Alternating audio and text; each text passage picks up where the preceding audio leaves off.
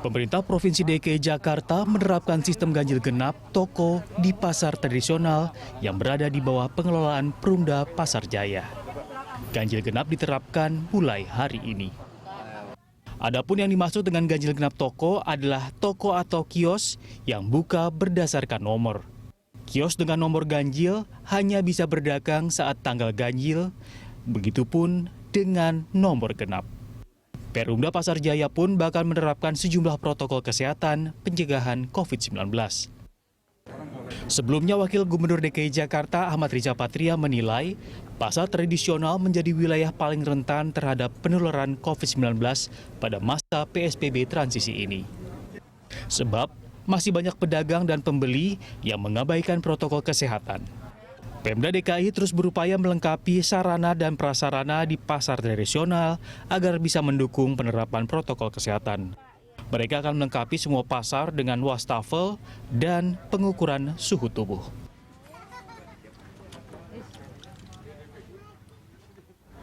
Untuk mencegah masifnya penyebaran COVID-19 di pasar tradisional Jakarta, Pemprov DKI mengambil beberapa kebijakan, diantaranya menerapkan aturan ganjil genap toko yang berdagang. Lalu seberapa efektif aturan itu dapat mencegah penyebaran COVID-19? Untuk membahasnya telah hadir di studio praktisi kesehatan masyarakat Dr. Monika Nirmala. Selamat siang, dokter. Terima kasih sudah hadir bersama kami. Dan juga ada Direktur Utama PD Pasar Jaya Arief Nasruddin yang tersambung melalui Zoom. Selamat siang, Pak Arief. Selamat siang, Mas Rudi. Terima kasih, Pak, sudah bergabung bersama kami. Ini tadi saya lihat liputan Bapak sebetulnya sekitar jam 12 tadi tayang. Bapak lagi memantau atau sidak atau apa gitu ke pasar-pasar kalau saya tidak salah. Iya, tadi pagi kita memantau sekaligus juga sidak di beberapa pasar di Jakarta. Ya, di pasar mana saja tadi, Pak? Iya, tadi pagi jam berapa? Setengah 6 itu kita di Pasar Klender, Perumnas Klender. Kemudian kita bergerak ke Tanah Abang. Kebetulan memang di Tanah Abang itu ada 4 blok, jadi kita memang agak lama di Tanah Abang. Demikian. Oke, ini dari pantauan langsung di lokasi, ini kondisi pasarnya seperti apa setelah diterapkan, diberlakukannya ganjil genap ini? Iya, yang di Pasar Perumnas Klender bahkan di kaki 5 yang dalam lingkungan pasar kita juga berhasil menerapkan bukan ganjil genap tapi isi kosong.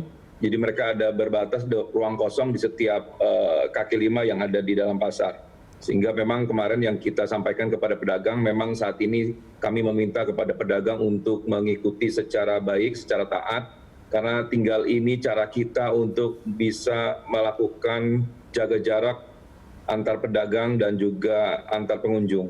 Tidak ada cara lain ya, Pak ya? Iya, memang pendekatan di pasar tradisional pastinya akan berbeda seperti kita melakukan pendekatan di mall atau pasar modern. Oke, saya ke Ibu Dokter Monika. Bu Dokter, ini sebetulnya menjadi dilema ya, sebetulnya kalau misalkan pasar tidak ada pedagang yang berjualan, juga tidak ada pemasukan, tidak ada ekonomi. Tapi di sisi lain, kita berada di tengah pandemi COVID-19. Nah, dengan situasi seperti ini, ada penerapan ganjil genap yang menjadi catatan Bu Dokter pertama kali apa ketika ini harus berjalan, ini harus diterapkan. Nah, gimana? Ya, yang pertama kali saya terpikir gitu ya, ketika mendengar kebijakan ini adalah apakah ketika kita mengurangi jumlah pedagang menjadi 50% gitu karena ganjil genap atau kosong isi tadi, apakah akan juga mengurangi 50% kerumunan atau 50% pengunjung yang datang ke pasar tersebut. Jadi saya pikir memang ini harus diperhatikan. Hari ini kita mulai ya, dan mungkin kita bisa melakukan evaluasi per minggu begitu. Kalau saya lebih terpikir bahwa bagaimana caranya kita justru mengurangi atau mengatur jumlah pengunjung yang datang ke pasar pada saat itu. Misalnya dengan sistem mungkin dengan sistem tiket begitu. Jadi seseorang maksudnya tiketnya gimana? Tiket misalnya seseorang kayak bisa tiket bioskop gitu. Semacam itu atau mungkin melalui aplikasi gitu ya. Apalagi sekarang Jakarta Smart City memiliki aplikasi yang cukup baik begitu. Mungkin bisa mendaftarkan diri misalnya saya mau datang besok ke pasar A begitu. Mungkin hari itu slotnya yang tersisa buat saya adalah jam 10 sampai jam 11 misalnya. Oleh karena itu saya hanya bisa datang di slot jam segitu sehingga jumlah orang yang ada di dalam pasar tersebut tidak tidak padat begitu, bisa Oke, diatur ini jumlahnya. memang menarik ya. Sebetulnya kalau kita bicara pedagang, pedagang itu sudah dibatasi oleh dinding-dinding kios kan. Betul.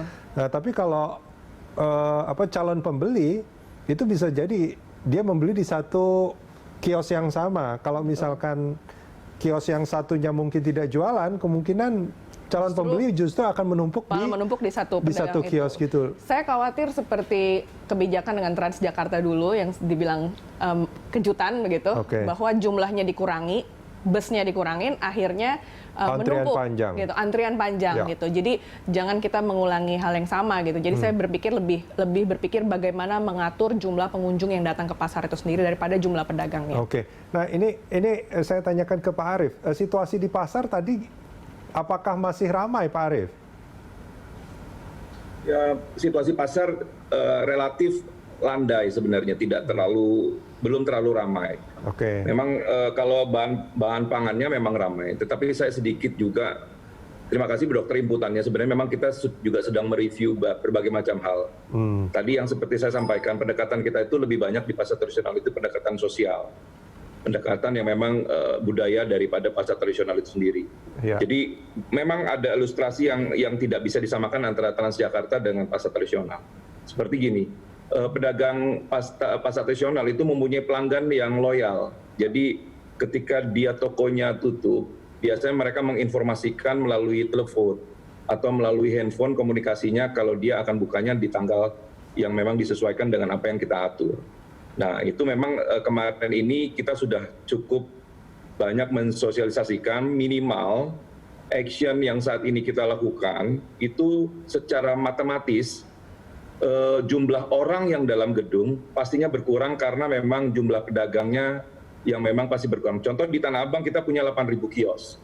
Ketika kita buka ganjil genap, minimal 4.000 karyawan pedagang yang ada di kios itu berkurang setengahnya. Jadi di sini kita mau gambarkan sebenarnya kita ingin melakukan pembatasan jumlah orang yang ada dalam gedung tersebut. Jadi kurang lebih seperti itu, tetapi sekali lagi masukan-masukan apapun dari setiap pemerhati pasar itu menjadi salah satu input kami untuk kita coba telaah dan kemudian kita coba analisa dengan baik dan apakah memang sistem itu bisa juga berfungsi. Demikian, Mas. Ya, ini menarik sebetulnya Pak Arief, itu di pasar-pasar besar seperti Pasar Tanah Abang. Tapi ini ganjil genap diterapkan juga untuk pasar-pasar tradisional, misalkan kayak pasar Inpres gitu kan, Pak? Betul, semua pasar di Jakarta. Oke, dan umumnya pasar-pasar Inpres itu toko-tokonya dia tidak punya karyawan yang banyak. Minimal mereka punya 2 karyawan. Untuk kios-kios di pasar-pasar Inpres? Inpres itu walaupun dia sendiri, tapi biasanya ditemani. Jadi ketika memang mereka buka, mereka pasti minimal itu ada anaknya atau ada saudaranya yang ikut nemani. Oke. Relatively memang pasti akan ada 2 orang, karena memang yang satu bisa istirahat, yang satu tetap jaga. Oke. Kita sudah survei di lapangan memang kurang lebih seperti itu jumlahnya. Oke. Nah, ini kan niatnya untuk mengurangi jumlah orang di pasar ya Pak Arief ya? Betul, betul. Oke. Dan pilihannya adalah memang yang paling mudah mengurangi, untuk saat ini mungkin, adalah mengurangi jumlah mereka yang berdagang. Betul, betul. Jadi memang inilah caranya saat ini yang memang paling mungkin kami mencoba mensiasati berbagai macam hal kemarin, baik teknologi yang kita involve di situ dan kemudian beberapa hal. Tetapi sekali lagi memang ini yang saya sampaikan, pendekatan kita nggak cuma hanya pendekatan teknologi, ada sosial budayanya juga yang memang harus kita dekati. Keterbatasan karena kita all segment, mostly pasar tradisional itu kan menengah ke bawah gitu ya. Jadi memang perlu berbagai macam proses untuk menyikapi pandemik ini. Dan saya melihat kita juga sampaikan kepada seluruh pengunjung pasar dan konsumen yang memang sering belanja di pasar tradisional, jika memang tidak perlu ke pasar, memang tidak kami sarankan untuk ke pasar. Gunakan online shopping yang juga sudah kami sediakan. Oke, cuman kalau ke pasar itu biasanya memang orang karena butuh. Kecuali orang ke mall mungkin ya. Biasanya belum ada kebutuhan tapi pengen jalan-jalan. Tapi kalau ke pasar umumnya mereka memang karena butuh. Umumnya butuh. Iya. Umumnya butuh. Pak Arief, kita akan lanjutkan ini di segmen berikut nanti. Kita jeda sebentar pemirsa, Landstalk masih akan kembali.